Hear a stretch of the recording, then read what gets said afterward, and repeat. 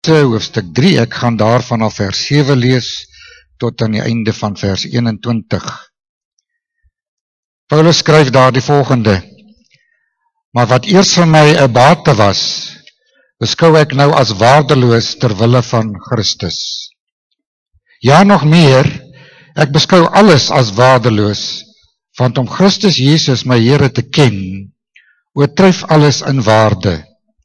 Terwille van hom het ek alles prys gegee, en beskou ek dit as verwerplik, sodat ek Christus as enigste bate kan verkry, en een met hom kan wees, vrygespreek nie omdat ek die wet onderhou nie, maar omdat ek in Christus glo. Dit is die vryspraak wat God gee, omdat 'n mens in hom glo. Al wat ek wens, is om Christus te ken, die krag van sy opstanding te ondervind, en deel te kan hê aan sy lyding, deur aan hom gelyk te word in sy dood, in die verwagting dat ek self deel sal hê aan die opstanding uit die dood.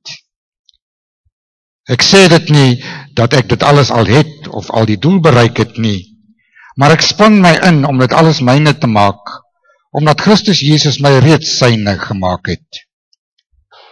Broers, ek verbeel my nie dat ek al alles het nie, maar een ding doen ek. Ek maak my los van wat agter is, en ek strek my uit na wat voor is. Ek span my in om by die wenstreep te kom, sodat ek die hemelse prys kan behaal, waartoe God my geroep het in Christus Jesus. Ons almal wat geestelik volwasse is, moet hierdie gesindheid hê. En as julle in enige opsig anders daaroor dink, God sal ook hierin aan julle die regte insig gee. In elk geval, laat ons koers hou op die pad waarmee ons tot hier toe gekom het. Ek dink ons lees net tot daar vanmôre, dan los ons die paar laaste versies uit. En ons skriflesing vind ons in besonder vanmôre in Filippense hoofstuk 3, daar so die einde van die 13de vers en dan veral ook vers 14. Maar een ding doen ek maak my los van wat agter is, en ek strek my uit na wat voor is. Ek span my in om by die wenstreep te kom, sodat ek die hemelse prys kan behaal, waartoe God my geroep het. Tot sover ons skriflesing vanmôre. Ek wonder of daar van u is wat op hierdie stadium die wêreldatletiek byeenkoms volg op TV. Is daar van u wat inskakel daarop wat dit volg? Ek kyk graag daarna, want daar is my niks mooier as goed geoefende atleet, gespierd en lenig, wat met alles wat hy of sy het, beer na die wenpaal toe nie. En as u hierdie atlete dophou, sal u sien dat hulle beer vorentoe na die wenpaal toe. En as hulle hoogspring doen, dan beer hulle met hulle liggame boontoe. Jy sal nêrens 'n atleet sien wat wil wen, wat terugkyk nie. Met alles wat hulle het, span hulle self in om by die wenpaal uit te kom. En dit is 'n gedagte wat ek vanmôre dwars deur die preek gaan beklemtoon, dat as jy as atleet van Christus by die wenpaal wil uitkom, en as hierdie gemeente by die wenpaal wil uitkom, dan beteken dit dat ons kan nie dit bekostig om agtertoe te kyk nie. Ons moet vorentoe kyk. Nou Paulus gebruik hier 'n baie bekende beeld uit die atletiekwêreld uit, want die mense van daai tyd het atletiek geken, want dit was die Griekse en Romeinse leefwêreld, en atletiek was 'n baie belangrike sport in daardie tyd. So, as hy praat van die atleet, en hierdie beeld gebruik, was dit bekend by mense. En gebruik hy dan die beeld van 'n atleet, om die evangelie aan ons te bring vanmôre, sodat ons die Bybel makliker kan verstaan. So as u self 'n Christen noem, as u die naam Christen is, wil die Here vir u vanmôre sê, dat as jy 'n kind van die Here is jy 'n atleet. En is jy deel van die wedloop, Maar ons moet iets doodseker maak, en ons moet dit mooi verstaan, dat as jy 'n kind van die Here is, dan is jy 'n atleet. En dan is jy deel van die wedloop. En is jy 'n deelnemer. Maar jy kan nie 'n toeskouer in 'n paviljoensitter wees nie. Nou weet ek, as atletiekbyeenkomste gereël word, sal die skool miskien sê, dit was baie suksesvol gewees, want die paviljoene was vol. Daar was baie toeskouers gewees.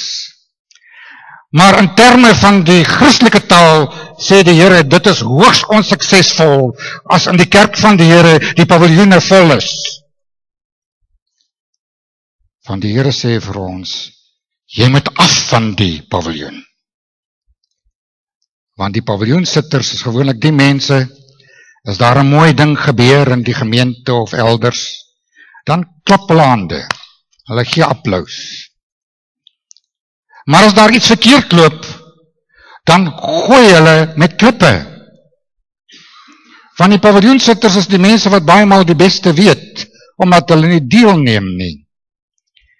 En dan sê die Here vir ons, as jy 'n atleet vir Christus is, kan jy nie op die paviljoen sit nie.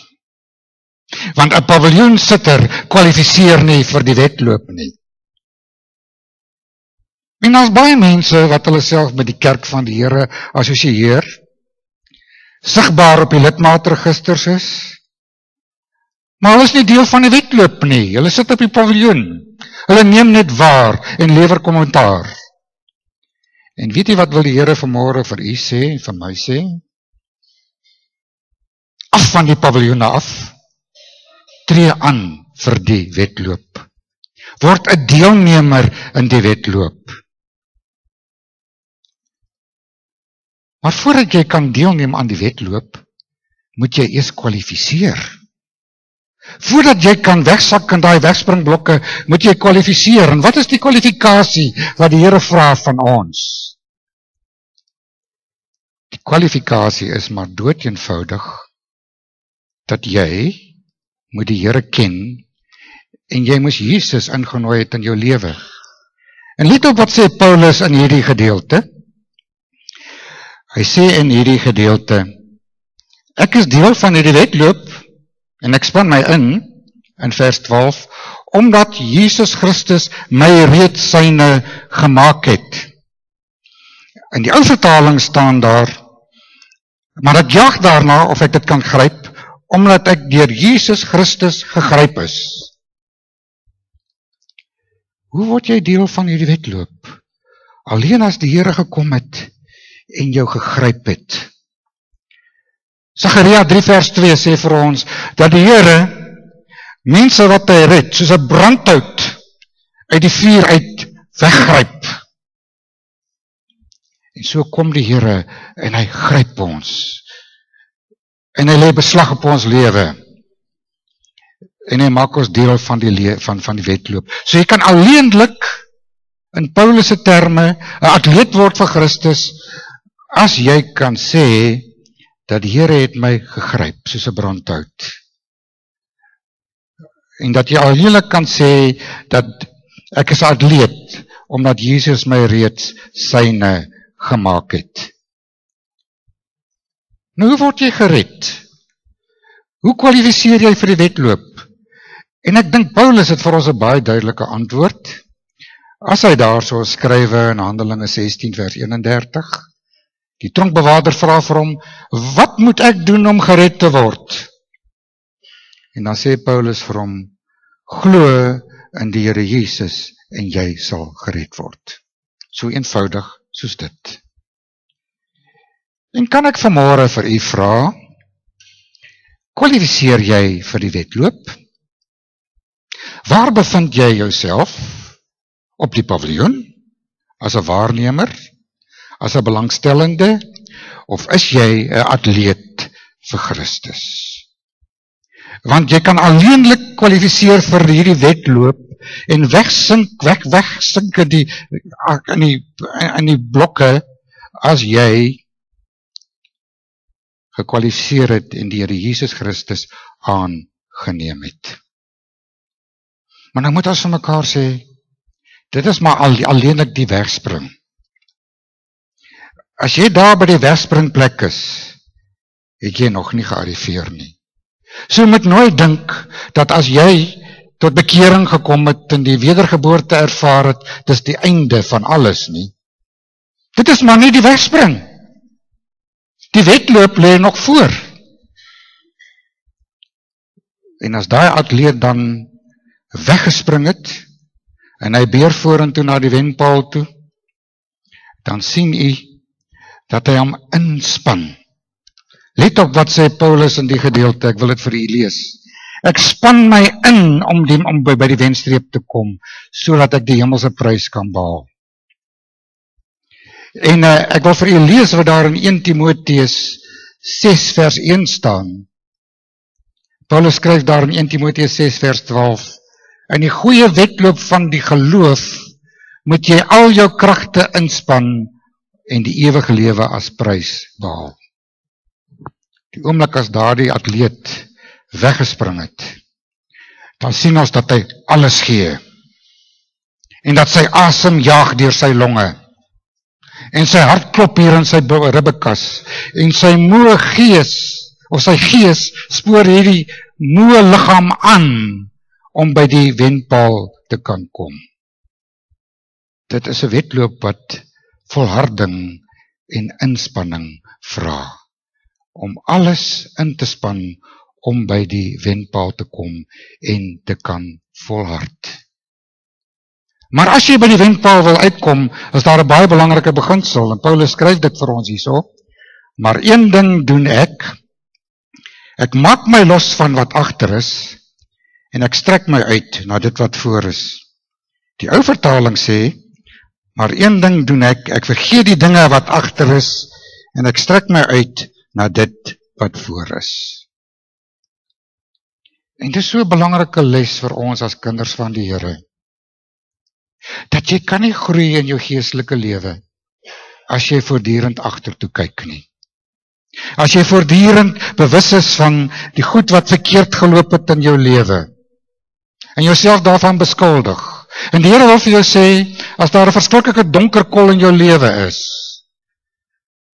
dit word bedek deur die bloed van Christus. En hy wil nie hê dat jy gedurig agtertoe moet kyk en skuldig moet voel nie, want dit belemmer jou vermoë om die wedloop klaar te maak. Liewe gemeente Marikana, Magaliesberg Gesinskerk, 'n gemeente kan nie die wedloop loop as hy gedurig agtertoe kyk nie. En bewus is van al die seer kry en die pyn. En daar waar mense my seer gemaak het. En daar waar dinge gebeur het wat vir my sleg is. As ek dit bly koester en daaraan bly vashou en bly terugkyk, kan ek nie groei nie. Kan 'n gemeente nie groei nie. Maar nou moet ek ook sê, as 'n gemeente na homself kyk, beteken dit nie dat die gemeente al die mooi dinge moet vergeet nie. Ek het nou in die jaarboek gaan kyk. Hierdie gemeente het tot stand gekom, en ek dink Henny sal vir my beter kan sê 1944. So as hy my optel sommetjies reg is die gemeente om en by 74 jaar oud. Op pad na 75 jaar te oud. En dit is belangrik dat die gemeente daarvan bewus is, dat die Here vir 74 jaar hierdie gemeente gedra het. En hierdie gemeente geseën het. En hierdie gemeente deur moeilike tye gevat het. Want as dit nie vir die Here was nie, sou die gemeente nie bestaan het nie. En moet ons terugkyk en bewus word daarvan hoe die Here vir 74 jaar hierdie gemeente gedra het. Moet ons die oog hou nie op die slegte dinge nie, maar op Jesus, die leidsman en die volëinder van ons lewe, wat hierdie gemeente gelei het en nog steeds besig is om te lei. En as ons die oog op hom hou, nie op die neerlae en frustrasies nie, dan, liewe broeder en suster, het die gemeente 'n toekoms. En dan kan hy vir ons vorentoe vat. En dan kan hy vir ons dra. Maar die Here wil ook vanmôre met u persoonlik kom praat. En sê, daar's dalk iemand in jou lewe wat jou baie seer gemaak het, wat baie pyn aan jou besorg het, of daar dalk dinge gebeur in jou lewe wat vir jou sleg is, daar dalk dinge gebeur in die gemeente wat jou baie seer gemaak het. Jy ken mos die spreekwoord dat in die kerk van die Here kry ons baie maal die seerste. En dan sê die Here, daar kom 'n tyd dat jy jou moet losmaak van dit wat agter is. Want anders kan jy nie meer vorentoe gaan nie. So die Here sê eintlik, ons moet ons bevry en losmaak van goed in die verlede wat vir ons sleg is. Dit mag ons nie saam met ons vat nie, maar die goeie dinge, die pad wat die Here met die gemeente geloop het, die erfenis van die gemeente, die geskiedenis van die gemeente, dit moet ons koester, want dit is die Here se gemeente. En nou het die Here vir my dit op die hart gelê, om vanmôre vir die GNG gemeente Marikana die boodskap te bring. As brugleraar wat brûe bou, die boodskap te bring aan Marikana. Is dit nie hoogtyd, liewe gemeente, dat die gemeente, dat ons onsself losmaak van die slegte goed wat gebeur het. En dan as ons vorentoe kyk en die pad met Jesus loop, kom daar genesing. Ek maak my los van dit wat agter is en ek strek my uit na dit wat voor is. Alleen dan kan ons die wedloop loop. Alleen dan kan ons die hande saamvat. En as atlete van Christus in hierdie gemeenskap waarbinne die Here ons geplaas het, die pad saam loop. Want ons het mekaar nodig as atlete van Christus. En weet jy wat is die uiteinde van die wedloop? As ons vorentoe kyk en dit so loop, dan sê die Here vir ons hierso, ek span my in om by die wenstreep te kom, sodat ek die hemelse prys kan behaal, waartoe God my geroep het in Christus Jesus. Die hemelse prys is om vir ewig by die Here te wees. Filippense 1 vers 23. 'n ewigheid saam met die Here. Dat as ek daar by die wenpaal kom, dan is daar vir my 'n prys wat wag. En ek wil vir u lees wat hier so staan in Hebreërs. Hy sê dat sorg dat niemand van die genade van God afvallig word nie. Sorg dat daar nie verbittering soos 'n wortel uitspreek nie, moeilikheid veroorsaak en baie besmet nie. Maak jou los daarvan, sodat jy die hemelse prys kan behaal. Paulus skryf hier, nadat hy die wedloop voltooi het, sê in 2 Timoteus 4 vers 7 sê die volgende: Ek het die goeie wedloop afgelê.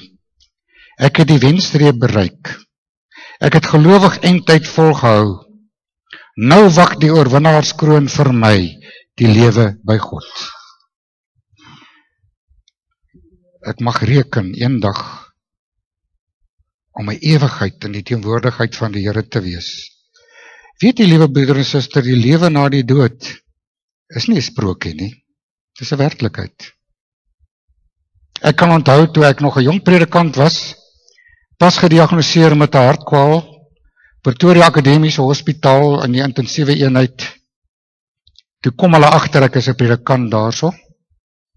En ek moes maar my kamerjas aantrek en my pantoffels aantrek, want ek moes iemand gaan bedien wat daar in die saal is. Iemand wat wag vir 'n 'n hartoorplanting in die groot skuur. Maar die vorige dag het hulle 'n angiogram gedoen op hierdie pasiënt. En terwyl hulle die angiogram gedoen het, het hy 'n hartstilstand belewe. En hulle moes hom weer skok om die hartklop aan die gang te kry. Ek kom by die man uit. Hy is witter as daai mure. Daar's geen lewenskwaliteit nie. Hy sê vir my, weet jy wat het gister met my gebeur?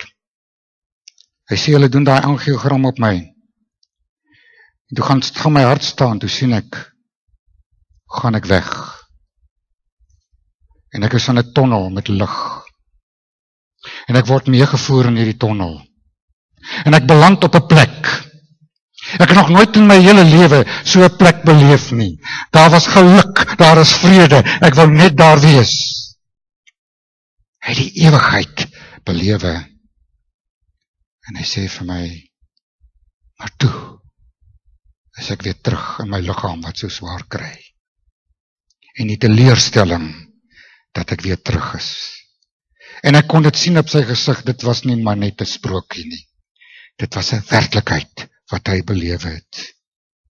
Die hemelse prys en die geluk wat daarmee saamgaan, sal jy en ek nooit na waarde kan skat nie.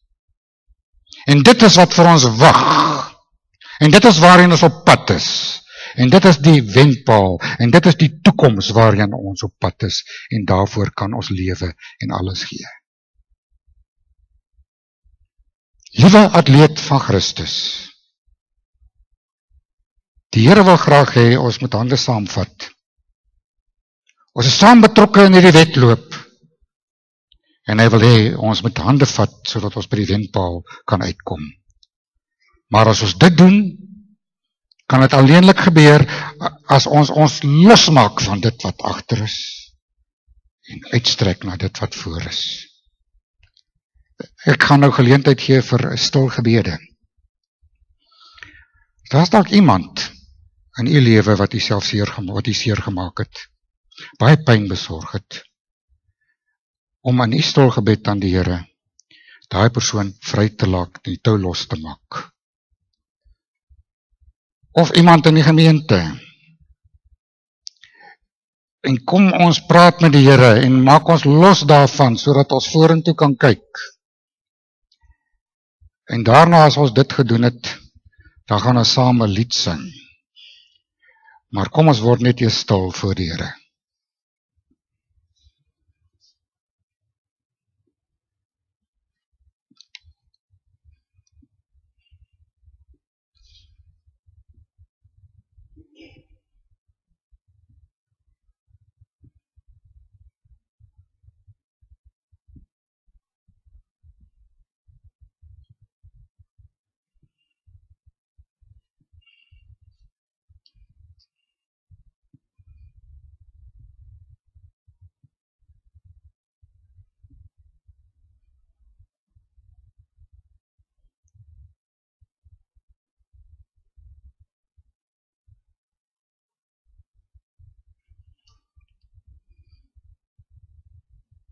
Here, ons is u kinders, atlete vir Christus.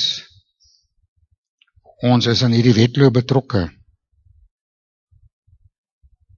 En ons wil vanmôre vir u sê, Here,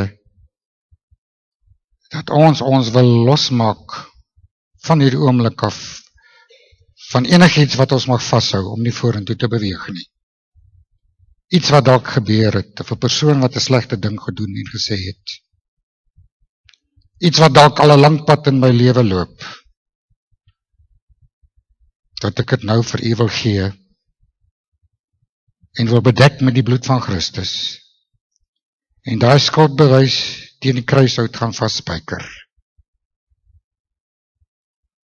Ons as gemeente wil enige onaangename dinge in die verlede wat gebeur het, agter ons sit. Sodat ons saam hande kan vat en ons span die pad kan loop om by die wenpaal uit te kom. Dit, Here, is die begeerte van ons hart. En dit is die belydenis van ons hart. Ek maak my los van dit wat agter is.